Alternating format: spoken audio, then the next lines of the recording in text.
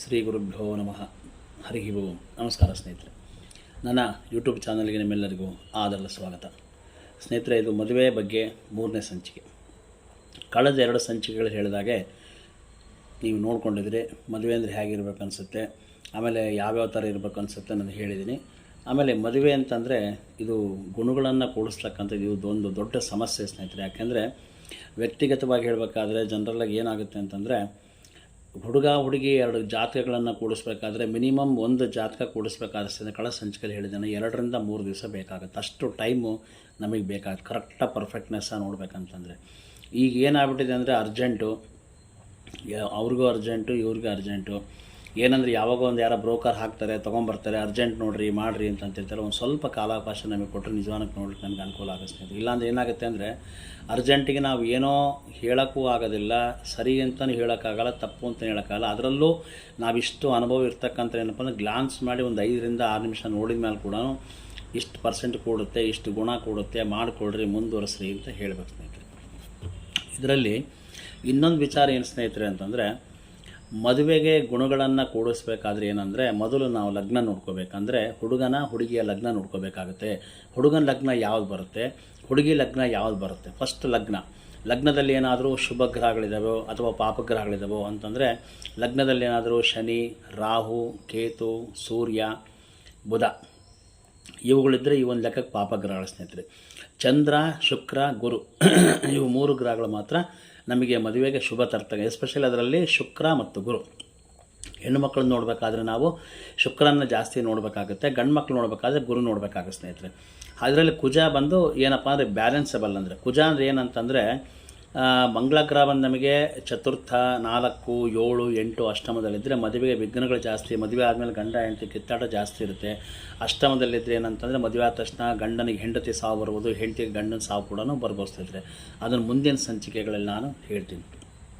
ಈಗ ಹುಡುಗ ಹುಡುಗಿ ಇಬ್ಬರು ಲಗ್ನ ನಾವು ಮ್ಯಾಚ್ ಮಾಡಬೇಕು. ಹುಡುಗನ ಲಗ್ನ ಉದಾಹರಣೆಗೆ ಹೇಳ್ತೀನಿ. ಹುಡುಗನ ಲಗ್ನ ಮೇಷ ಲಗ್ನ ಇತ್ತು ಅಂದರೆ, ಹುಡುಗಿ ಲಗ್ನ ಬಂತು ಸಿಂಹ ಲಗ್ನ ಇತ್ತು ಅಂದರೆ, ಅದು ಅಂದರೆ 5, 9 ಆಮೇಲೆ ಜನರಲಾಗಿ ಏನಾಗುತ್ತೆ ಅಂದರೆ 7 ಕಾಂಬಿನೇಷನ್ ಇದ್ದರೂ ಕೂಡ ಅಷ್ಟು ಒಳ್ಳೆ ಸ್ನೇಹಿತರೆ. ಅಂದರೆ ಲಗ್ನದಿಂದ ಅವ್ರ ಲಗ್ನದಿಂದ ಇವ್ರ ಲಗ್ನ 5ಕ್ಕೆ 5ನೇ ಮನೆಗೆ ಅಥವಾ 2ನೇ ಮನೆಗೆ 9ನೇ ಮನೆಗಿದ್ದರೆ ಅಥವಾ 11ನೇ ಮನೆಗಿದ್ದರೆ ಭಾಳ ಶ್ರೇಷ್ಠ. 7 ಕೂಡ ನಾವು ತೊಗೊಳಲ್ಲ. ಯಾಕೆ ಅಂತಂದರೆ 7 ಅಂದರೆ ಒಂದು ಮಾರಕ ಸ್ಥಾನ. ಅಂತಂದರೆ ಮದುವೆಗೆ, ಮತ್ತೊಂದಕ್ಕೆ, ಮಗದೊಂದಕ್ಕೆ, ಮದುವೆ ಆದಮೇಲೆ ಬರ್ತಕ್ಕಂಥ ಕಷ್ಟಗಳಿಗೆ ನಾವು ಏನಂದರೆ ಅದು ಮಾರಕ ಅಂತ ಅಂತೀವಿ ನಾವು. ಬಟ್ 2, 7 ಎರಡೂ ಸ್ಥಾನವೂ ಮಾರಕನೇ.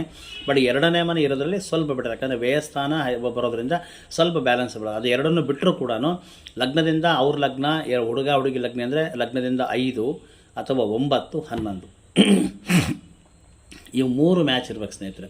ಇವು 3ಗಳು ಕರೆಕ್ಟಾಗಿ 3 ಸ್ಥಾನಗಳ ಮ್ಯಾಚ್ ಇದ್ದರೆ ನಾವು ಮಾಡ್ಬೋದು. ಅದರಲ್ಲಿ ಹುಡುಗನ ಲಗ್ನದಲ್ಲಿ ಏನಾದರೂ ಪಾಪಗ್ರಹಗಳು ಜಾಸ್ತಿ ಇದ್ದರೆ ಅಥವಾ ಹುಡುಗಿ ಲಗ್ನದಲ್ಲಿ ಏನಾದರೂ ಪಾಪಗ್ರಹಗಳು ಜಾಸ್ತಿ ಇದ್ದರೆ ಅದು ಏನಾಗುತ್ತೆ, ವೇರಿಯೇಷನ್ಸ್ ತೊಗೊಂಡು ಭಾಳಷ್ಟು ಕಷ್ಟಗಳಾಗುತ್ತೆ.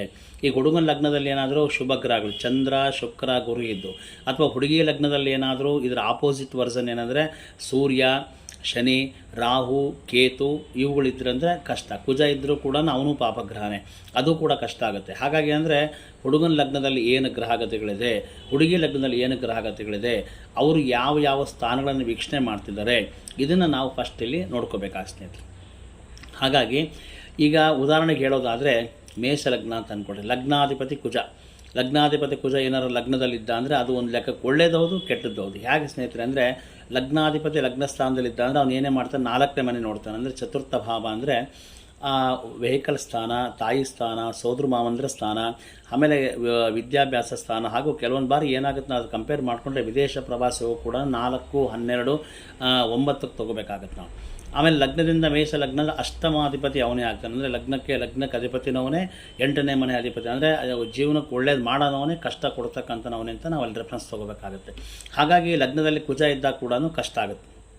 ಹಾಗಾಗಿ ಯಾರ ಲಗ್ನದಲ್ಲಿ 12 ರಾಶಿಗೆ 12 ರಾಶಿ ಅನ್ನೋ ಲಗ್ನ ಬರ್ತದೆ. ಮೇಷ, ವೃಷಭ, ಮಿಥುನ, ಕರ್ಕ, ಸಿಂಹ, ಕನ್ಯಾ, ತುಲಾ, ವೃಶ್ಚಿಕ, ಧನುಸ್, ಮಕರ, ಕುಂಭ ಹಾಗೂ ಕೊನೆಯದಾಗಿ ಮೀನ. ಇದರಲ್ಲಿ ಲಗ್ನದಲ್ಲಿ ಯಾವ್ಯಾವ ಗ್ರಹಗಳಿದೆ ಆಮೇಲೆ ಹುಡುಗನ ಜಾತಕದಲ್ಲಿ ಹುಡುಗನ ಲಗ್ನದಲ್ಲಿ ಏನು ಗ್ರಹಗತಿಗಳಿದೆ, ಹುಡುಗಿ ಲಗ್ನದಲ್ಲಿ ಏನು ಗ್ರಹಗತಿಗಳಿದೆ, ಅದರಿಂದ ಅದಕ್ಕೆ ಏನು ವೇರಿಯೇಷನ್ಸ್ ಇದೆ ಅಂತ ಫಸ್ಟ್ ನಾವು ರೆಫರೆನ್ಸ್ ತೊಗೋಬೇಕು. ಅಂದರೆ ಎಷ್ಟು ಪರ್ಸೆಂಟ್ ಲಗ್ನಕ್ಕೆ ಹುಡುಗನ ಲಗ್ನ ಹುಡುಗಿ ಲಗ್ನ ಕೂಡುತ್ತೆ, ಇಲ್ಲಿ ಪಾಪಗ್ರಹಗಳು ಎಷ್ಟಿದ್ದಾವೆ, ಶುಭ ಗ್ರಹಗಳು ಎಷ್ಟಿದ್ದಾವೆ ಅನ್ನೋದನ್ನು ನಾವು ಕಂಪೇರ್ ಮಾಡ್ಕೋಬೇಕಾಗ ಸ್ನೇಹಿತರೆ. ಇದನ್ನು ಕಂಪೇರ್ ಮಾಡ್ಕೊಂಡಾಗ ಏನಾಗುತ್ತೆ, ಚಂದ್ರ, ಗುರು ಮತ್ತು ಜನರಲಾಗಿ ಏನೋ ಶುಕ್ರ ಗ್ರಹ, ಈ ಮೂರನ್ನು ನಾವು ರೆಫರೆನ್ಸ್ ತೊಗೊಳ್ಳೇಬೇಕಾಗತ್ತೆ. ಯಾಕೆ ಅಂತಂದರೆ ಚಂದ್ರ ಬಂದು ಮನೋಕಾರಕ ಅಂತಂತೀವಿ ನಾವು. ಚಂದ್ರ ಬಂದು ಮನೋಕಾರಕ ಅಂತಂದರೆ ಮನಸ್ಸಿನ ಒಂದು ಕಾರಣಗಳಿಗೆ, ಮನಸ್ಸಿನ ಒಂದು ಪರಿಸ್ಥಿತಿಗೆ, ಮನಸ್ಸಿನ ಒಂದು ಹತೋಟಿ ಕಂಟ್ರೋಲಿಗೆ ಬರಬೇಕು ಅಂದರೆ ಮನಸ್ಥಿತಿ ಚೆನ್ನಾಗಿರಬೇಕಾಗತ್ತೆ. ಒಂದು ಗಂಡಿನ ಒಂದು ಹೆಣ್ಣಿನ ಮನಸ್ಥಿತಿ ಚೆನ್ನಾಗಿರ್ಬೇಕಾದ್ರೆ ಚಂದ್ರ ಚೆನ್ನಾಗಿದ್ದರೆ ದಟ್ಸ್ ಬ್ಯಾಲೆನ್ಸ್ ಆಗುತ್ತೆ. ಅದನ್ನು ಬಿಟ್ಟು ಏನಾಗುತ್ತೆ ಅಂತಂದರೆ ಇದನ್ನು ನೋಡಿಕೊಂಡ್ರೆ ಗುರು ಒಂದು ಏನಪ್ಪ ಅಂದರೆ ಸಂತಾನಕಾರಕ, ಅಂದರೆ ನಮಗೆ ಮದುವೆ ಆದ ತಕ್ಷಣ ಸಂತಾನ ಕೊಡ್ತಕ್ಕಂಥದ್ದು, ಹಾಗೂ ಧನ ಮತ್ತು ದುಡ್ಡು, ಬಂಗಾರ, ಆಮೇಲೆ ವಸ್ತು ವಾಹನ ಖರೀದಿಗಳಿಗೆಲ್ಲ ಅಧಿಪತಿ. ಶುಕ್ರ ಗ್ರಹ ಅಂದರೆ ಏನಂತಂದರೆ ಹುಡುಗನ ಹುಡುಗಿಯ ಇಬ್ಬರ ಮಧ್ಯೆ ನಡೀತಕ್ಕಂಥ ಒಂದು ದಾಂಪತ್ಯ ಜೀವನ, ಅದರಲ್ಲೂ ಕೂಡ ವಿಶೇಷವಾಗಿ ಸಂತಾನಕ್ಕೆ ಏನಾರ ತೊಂದರೆಗಳಾಗುತ್ತೆ ಅಂತಕ್ಕಂಥದ್ದನ್ನು ಕೂಡ ನಾವಿಲ್ಲಿ ರೆಫರೆನ್ಸ್ ತೊಗೋಬೇಕಾಗುತ್ತೆ. ಹಾಗಾಗಿ ಹುಡುಗನ ಲಗ್ನದಲ್ಲಿ ಪಾಪಗ್ರಹಗಳಿದ್ದು ಹುಡುಗಿ ಲಗ್ನದಲ್ಲೂ ಕೂಡ ಪಾಪಗ್ರಹಗಳಿದ್ದರೆ ಅದನ್ನು ಮಾಡ್ಬೋದು ಸ್ನೇಹಿತರೆ. ಆ ಒಂದು ವರ್ಷನ ಬರ್ತದೆ. ಈ ಹುಡುಗನ ಲಗ್ನದಲ್ಲಿ ಸಪೋಸ್ ಏನಂತಂದರೆ ಸೂರ್ಯ, ಬುಧ, ರಾಹು ಇತ್ತು, ಹುಡುಗಿ ಲಗ್ನದಲ್ಲಿ ಕೂಡ ಅದೇ ಇತ್ತು ಅಂತಂದರೆ ನಾವು ಅಲ್ಲಿಗೆ ಲಗ್ನ, ಸಪ್ತಮ, ಚತುರ್ಥ ಭಾವ ಕಂಪೇರ್ ಮಾಡ್ಕೊಂಡು ತೊಗೋಬೇಕಾಗುತ್ತೆ. ಹಾಗೆ ಹುಡುಗಿ ಲಗ್ನದಲ್ಲಿ ಏನಾದರೂ ಪಾಪಗ್ರಹಗಳಿದ್ದು ಹುಡುಗನ ಲಗ್ನದಲ್ಲಿ ಏನಾದರೂ ಶುಭ ಗ್ರಹಗಳಿದ್ದಾಗ ಮದುವೆ ಆದಮೇಲೆ ಇವರಿಬ್ಬರು ಮಧ್ಯೆ ಬರ್ತಕ್ಕಂಥ ಒಂದು ವ್ಯತ್ಯಾಸ, ವೇರಿಯೇಷನ್ಸು ಭಾಳ ಕಾಣುತ್ತೆ. ಅವಾಗ ಏನಾಗುತ್ತೆ ಅಂದರೆ ಇವುಗಳನ್ನ ಕೆಲವೊಬ್ಬರು ಏನೋ ನಮ್ಮ ಜ್ಯೋತಿಷ್ಯಗಳು ಯಾರೂ ನೋಡೋದಿಲ್ಲ. ಇದು ಏನಾಗುತ್ತೆ ಆಪ್ಷನಬಲ್ ಅಂತಂದರೆ ಜನರಲಾಗಿ ಗುಣಗಳು ಅಂತ ಬರ್ತದೆ. ಅಂದರೆ ನಕ್ಷತ್ರ, ಯೋನಿ, ನಾಡಿ, ಗಣ, ಕೂಟ ಇಷ್ಟು ನೋಡ್ಕೊಂಡು ಇಷ್ಟು ಗುಣ ಕೂಡುತ್ತೆ, ಇಷ್ಟು ಪರ್ಸೆಂಟೇಜ್ ಬರ್ತದೆ, ಇಷ್ಟು ಮಾಡಿಕೊಡ್ರಿ ಅಂತ ಹೇಳಿಬಿಡ್ತಾರೆ, ಬರ್ಕೊಡ್ತಾರೆ. ಅದೇನು ದೊಡ್ಡ ವಿಚಾರ, ಬರ್ಕೊಡೋದು ದೊಡ್ಡ ವಿಚಾರ ಅಲ್ಲ. ಈಗ ಒಂದು ಅಶ್ವಿನಿ ನಕ್ಷತ್ರಕ್ಕೆ ಅಂದರೆ ಅಶ್ವಿನಿ ನಕ್ಷತ್ರ ಇದು ಆದ್ಯ ನಾಡಿ, ಆಮೇಲೆ ಅಧಿಪತಿ ಅಶ್ವಯೋನಿ, ಏನಂದರೆ ದೇವಗಣ, ರಾಶಿ ಮೇಷ, ಅಧಿಪತಿ ಕುಜ, ಇಷ್ಟು ಬರ್ಕೊಡ್ತಾರೆ. ಹುಡುಗನ ಸಪೋಸ್ ಅದ್ರ ವರ್ಸನ್ ಉಲ್ಟಾ ವರ್ಸನ್ ಇರ್ತದೆ. ಒಂದು ರೋಹಿಣಿ ನಕ್ಷತ್ರ, ಅದೊಂದು ಅಂತ್ಯನಾಡಿ, ಸರ್ಪಯೋನಿ, ಮನುಷ್ಯಗಣ, ಹಾಗೂ ರಾಶಿ ವೃಷಭ ಅಧಿಪತಿ ಶುಕ್ರ, ಹೀಗಿರುತ್ತೆ. ಅಂದರೆ ಹುಡುಗಿದು ಜಾತಕಗಳನ್ನ ಈ ಥರ ಕೂಡಿಸ್ತಾರೆ. ಇದರಲ್ಲಿ ಏನಂದರೆ ಲಗ್ನಕ್ಕೆ ಕಂಪೇರ್ ಮಾಡಿಕೊಂಡಾಗ ಫಸ್ಟ್ ಈ ಗುಣಗಳಿಗಿನ್ನ ಲಗ್ನಕ್ಕೆ ನಾವು ಆದ್ಯತೆ ಕೊಡಬೇಕು. ಲಗ್ನ ಇಬ್ಬರದ್ದು ಶುದ್ಧಿ ಇದ್ದರೆ, ಅಥವಾ ಲಗ್ನದಲ್ಲಿ ಯಾವುದೇ ಗ್ರಹಗತಿಗಳು ಇಲ್ಲದೇ ಇದ್ದರೆ, ಲಗ್ನದಲ್ಲಿ ಏನಾರು ಪಾಪಗ್ರಹಗಳಿದ್ದರೆ, ಲಗ್ನದಲ್ಲಿ ಏನಾದ್ರು ಶುಭ ಗ್ರಹಗಳಿದ್ದರೆ ಯಾವ ರೀತಿ ಮಾಡಬೇಕು ಅನ್ನೋ ಕ್ಲೀನಾಗಿ ನಾವು ಆಲೋಚನೆ ಮಾಡೋದಕ್ಕೆ ಉತ್ತರ ಕೊಡಬೇಕಾಗುತ್ತೆ. ಲಗ್ನದಲ್ಲಿ ಏನೂ ಇಲ್ಲ, ಲಗ್ನಾಧಿಪತಿ ಎಲ್ಲಿದ್ದಾನೋ ಅದ್ರ ಮೇಲೆ ಡಿಪೆಂಡ್ ಆಗುತ್ತೆ. ಅಂದರೆ ಲಗ್ನದಲ್ಲಿ ಎಲ್ಲ ಗ್ರಹಗಳು ಖಾಲಿ ಇದ್ದು ಲಗ್ನಾಧಿಪತಿ ಒಂದು ಪಂಚಮ ಸ್ಥಾನದಲ್ಲಿ, 7ನೇ ಮನೆಯಲ್ಲಿ ಅಥವಾ 9ನೇ ಮನೆಯಲ್ಲಿ, 12ನೇ ಮನೆಗಿದ್ದಾಗ ಅದರಿಂದ ನಾವು ಫಲಗಳನ್ನು ನೋಡಬೇಕಾಗತ್ತೆ.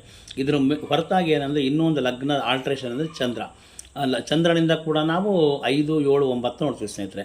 ಈಗ ಒಂದು ಉದಾಹರಣೆಗೆ ಒಂದು ಏನಪ್ಪ ಅಂದರೆ ಮದುವೆ ಜೀವನಕ್ಕೆ ಅಥವಾ ಸಂತಾನ ಜೀವನಕ್ಕೆ ಬಂದಾಗ ಪೂರ್ವ ಪುಣ್ಯಾಧಿಪತಿ ಅಂದರೆ ಲಗ್ನ 5, 7, 9, 11 ಹಿಂಗೆ ತೊಗೊಂತೀವಿ. ಯಾರು ರಾಶಿಯಿಂದ ಕೂಡ ನಾವು ಕಂಪೇರ್ ಮಾಡ್ಕೊ, ಅಂದರೆ ಲಗ್ನಾಧಿಪತಿ ಲಗ್ನದಲ್ಲಿ ಇಲ್ಲದೆ ಬೇರೆ ಸ್ಥಾನದಲ್ಲಿದ್ದಾಗ ನಾವು ಚಂದ್ರನಿಗೆ ನಾವು ಆಪ್ಷನ್ಸ್ ತೊಗೋಬೇಕಾಗತ್ತೆ.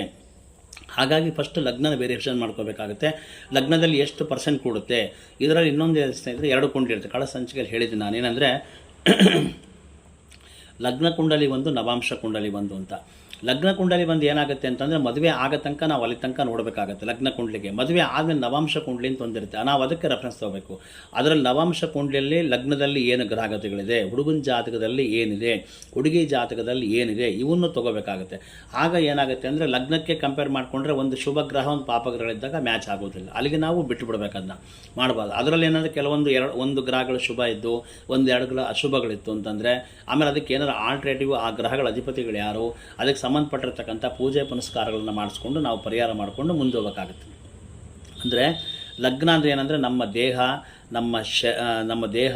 ಹಾಗೂ ನಮ್ಮ ಆರೋಗ್ಯ, ನಮ್ಮ ಬಾಡಿ ಲ್ಯಾಂಗ್ವೇಜಸ್ಸು, ನಮ್ಮ ಆಯುಷ್ಯ, ನಮ್ಮ ಆರೋಗ್ಯ, ವಿವಾಹ, ಸಂತಾನ, ಹಾಗೂ ನಾವು ಎಷ್ಟು ವರ್ಷ ಬದುಕಿರ್ತೀವಿ, ನಮ್ಮಿಂದ ಏನೇನು ಒಳ್ಳೆ ಕೆಲಸಗಳಾಗುತ್ತೆ, ಅಥವಾ ನಮ್ಮಿಂದ ಗೊತ್ತಿಲ್ಲದ ಕೆಟ್ಟ ಕೆಲಸಗಳು ಏನಾಗುತ್ತೆ, ಹಾಗೂ ನಮ್ಮಿಂದ ಯಾರ್ಯಾರಿಗೆ ಅನುಕೂಲ ಆಗುತ್ತೆ, ನಮ್ಮಿಂದ ಯಾರಿಗೆ ಅನುಕೂಲ ಆಗುತ್ತೆ ಅನ್ನೋದಕ್ಕಿಂತನೂ ಬೇರೆಯಿಂದ ನಮಗೇನು ತೊಂದರೆಗಳಾಗುತ್ತೆ ಅಂತ ಕೂಡ ಲಗ್ನಕ್ಕೆ ನೋಡ್ಕೋಬೋದಾಗುತ್ತೆ. ಅಂದರೆ ಲಗ್ನ ಅಂದರೆ ಏನಪ್ಪ ಅಂದರೆ ಒಂದು ಥರ ನಮ್ಮ ದೇಹ ಇದ್ದಾಗ ಸ್ನೇಹಿತರೆ, ನಮ್ಮ ದೇಹದಲ್ಲಿ ಏನೇನು ಅಂಗಾಂಗಗಳಿದೆ, ಏನು ಊನತೆಗಳಿದೆ, ಏನು ಕಾಯಿಲೆಗಳಿದೆ, ನಮ್ಮ ಮನಸ್ಥಿತಿ ಏನು, ನಮ್ಮ ಕೋಪ ಏನು, ಆಮೇಲೆ ನಮ್ಮ ಆರೋಗ್ಯ ಪರಿಸ್ಥಿತಿಗಳು ಏನಾಗುತ್ತೆ, ನಮ್ಮಿಂದ ಯಾರಿಗೆ ಒಳ್ಳೇದಾಗುತ್ತೆ ಅಂತ ಕೂಡ ಇಷ್ಟಕ್ಕೊಂದು ನಾವು ವೇರಿಯೇಷನ್ಸ್ ಅಥವಾ ವೆರಿಫಿಕೇಷನ್ಸ್ ತೊಗೋಬೇಕು ಅಂತಂದರೆ ನಾವು ಇಲ್ಲಿ ಲಗ್ನ ಕಂಪೇರ್ ಮಾಡ್ಕೋಬೇಕು. ಹಾಗಾಗಿ ಏನಂದರೆ ಇಂಪಾರ್ಟೆಂಟ್ ಏನಪ್ಪ ಅಂದ್ರೆ ಒಂದು ಹುಡುಗನ ಜಾತಕಕ್ಕೆ ಮೊದಲು ಕಂಪೇರ್ ಮಾಡ್ತಕ್ಕಂಥ ಲಗ್ನದಲ್ಲಿ ಇಬ್ಬರಿಗೂ ಶುಭ ಗ್ರಹಗಳಿದ್ದರೆ 100% ಕೂಡುತ್ತೆ.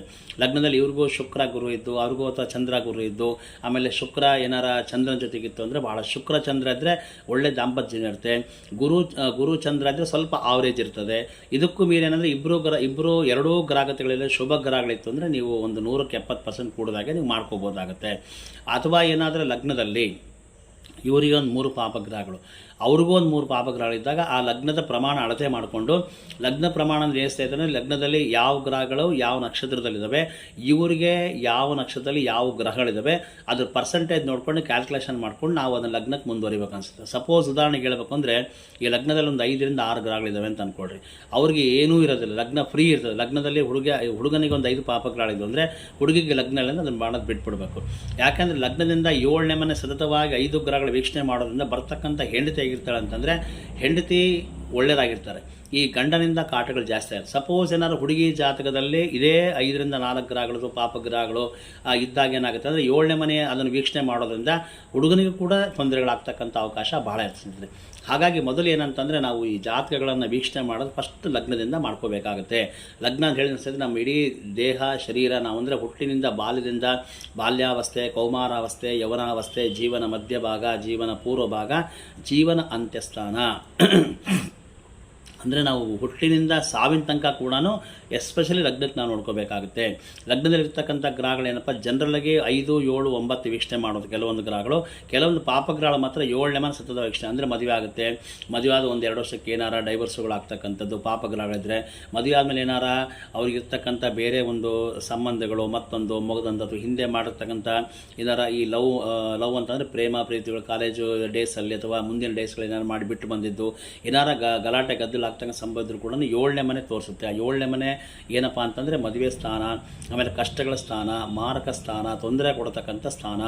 ಆಮೇಲೆ ಇಲ್ಲೊಂದು ಏನಂತಂದರೆ ಲಗ್ನದಿಂದ ಯಾವ ಗ್ರಹಗಳು 7ನೇ ಮನೆ ನೋಡ್ತಾವೋ ಆ ಲಗ್ನದ ದಶಾಭುಕ್ತಿ ಬಂದಾಗ ಕೂಡ ಗಂಡ ಹೆಂಡತಿ ಮೇಲೆ ತೊಂದರೆಗಳಾಗುತ್ತೆ. ಗಂಡ ಹೆಂಡತಿ ಮೇಲೆ ಡೈವರ್ಸ್ಗಳು ಬರ್ಬೋದು, ಸಂಬಂಧಿಕರಿಂದ ಏನಾದ್ರು ತೊಂದರೆಗಳು ಬರ್ಬೋದು, ಮನೇಲಿ ಅತ್ತೆ ಕಾಟ ಬರ್ಬೋದು, ಅಥವಾ ಮಾವನ ಕಾಟ ಬರ್ಬೋದು, ಮೈದನ ಕಾಟ ಬರ್ಬೋದು. ಇವೆಲ್ಲವುಗಳ ವೀಕ್ಷಣೆ ಏನು ಸ್ನೇಹಿತರೆ ಅಂತಂದರೆ ಲಗ್ನದಲ್ಲಿ ಯಾವ ಗ್ರಹಗಳಿದೆ, ಎಷ್ಟು ಪ್ರಮಾಣದಲ್ಲಿ ಶುಭ ಇದೆ, ಎಷ್ಟು ಪ್ರಮಾಣದಲ್ಲಿ ಅಶುಭ ಇದೆ ಅಂತಕ್ಕಂಥ ಫಸ್ಟು ನಾವು ವೇರಿಯೇಷನ್ಸ್ ತೊಗೋಬೇಕು. ಇದು ಲಗ್ನದ ಒಂದೇ ಸ್ನೇಹಿತರು ಹೇಳಿದರೆ ನಾನು ಇನ್ನೂ 11 ಮನೆ ಇದೆ. ಲಗ್ನದಿಂದ 2, 3, 4, 5, 6, 7, 8, 9, 10, 11, 12.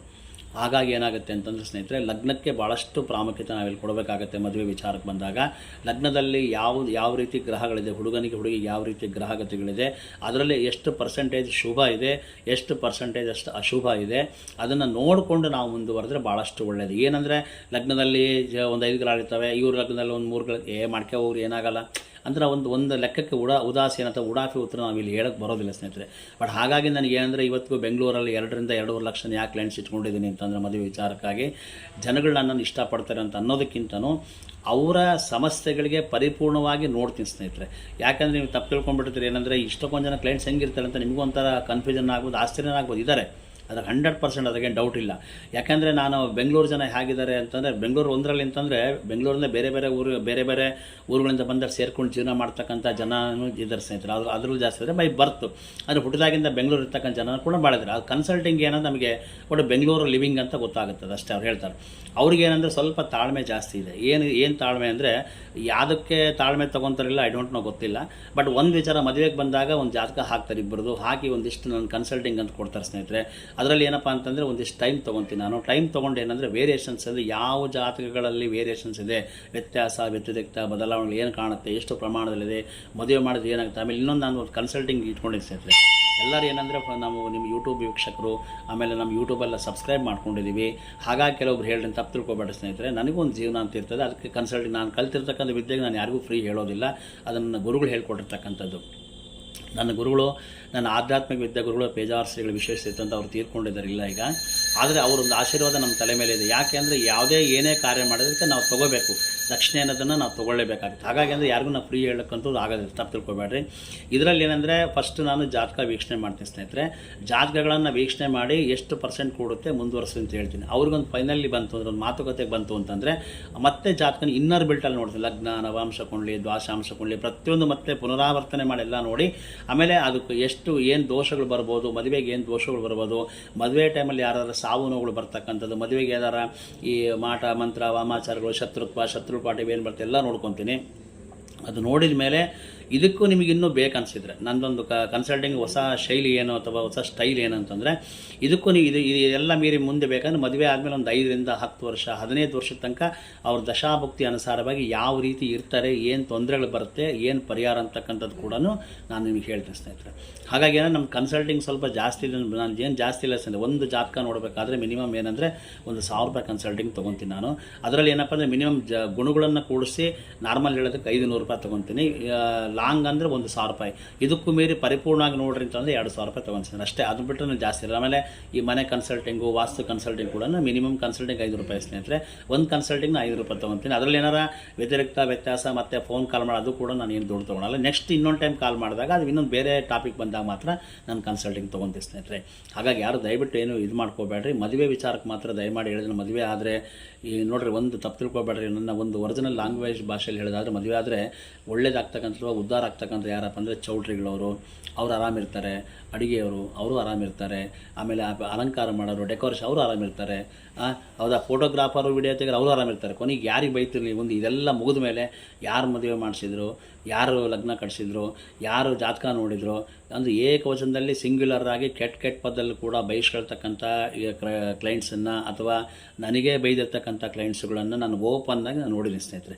ಹಾಗಾಗಿ ಅಂದರೆ ಎಲ್ಲರೂ ಉದ್ಧಾರಾಗಿ ಆರಾಮಾಗಿ ಮನೆಗೆ ಹೋಗ್ಬಿಡ್ತಾರೆ. ಕೊನೆಗೆ ಬೈಸ್ಕೊಳೋರು ಯಾರು ಅಂದರೆ ನಾವು ಆಗ್ತೀವಿ.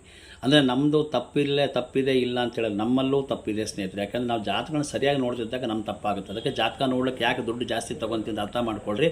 ಅದರ ಪರಿಪಕ್ವತೆ ಅರ್ಥ ಮಾಡಿಕೊಂಡು ನಾಳೆ ತೊಂದರೆಗಳು ಬರ್ದಾಗ ನೋಡ್ಬೇಕಂದ್ರೆ ನಮಗೂ ಸ್ವಲ್ಪ ಸಮಯ ಕಾಲಾವಕಾಶ, ಅದಕ್ಕೆ ತೊಗೊಂಡಿರ್ತಕ್ಕಂಥ ಸಮಯಕ್ಕೆ ನಾವು ಕನ್ಸಲ್ಟಿಂಗ್ ಫೀಸ್ ಅದು ದುಡ್ಡು ತೊಗೊತೀವಿ. ಕೆಲವೊಂದು ಬಾರಿ ಜಾಸ್ತಿ ಹೇಳ್ತೀನಿ ನಾನು, ತಪ್ಪಿಲ್ಲ. ಯಾಕೆಂದರೆ ಅದನ್ನು ಕ್ಲೀನಾಗಿ ನೋಡ್ಬೇಕು, ನೋಡ್ರೆ ಇಷ್ಟು ಟೈಮ್ ಆಗುತ್ತೆ, ಇಷ್ಟು ನೋಡ್ಬೇಕಂತ ತೊಗೊತೀನಿ ನಾನು. ಅದನ್ನು ಮುಚ್ಚು ಮನೆ ಯಾರಿಗೂ ಮಾಡಲ್ಲ.